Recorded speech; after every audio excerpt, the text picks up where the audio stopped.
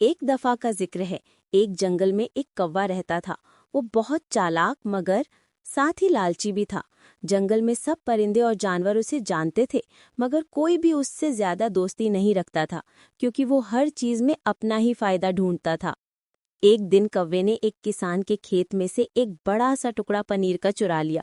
وہ بہت خوش ہوا اور ایک درخت پر بیٹھ کر مزے سے پنیر کھانے لگا۔ اچانک اس کی نظر ایک لومڑی پر پڑی۔ لومڑی نے کوے کے منہ میں پنیر دیکھا اور فوراً ایک منصوبہ بنایا۔ وہ درخت کے نیچے آ کر میٹھی آواز میں بولی، ارے واہ، کیا خوبصورت کوا ہے! کیا آواز ہوگی اس کی! کاش میں تمہیں گاتے ہوئے سن سکتی۔ کوا بہت خوش ہوا۔ وہ تو خود کو پہلے ہی بہت عقل مند سمجھتا تھا۔ اب کسی نے تعریف کی تو وہ پھولے نہ سمایا۔ اس نے فوراً کاں کاں کرنے کی کوشش کی۔ جیسے ہی اس نے منہ کھولا، پنیر نیچے گر گیا۔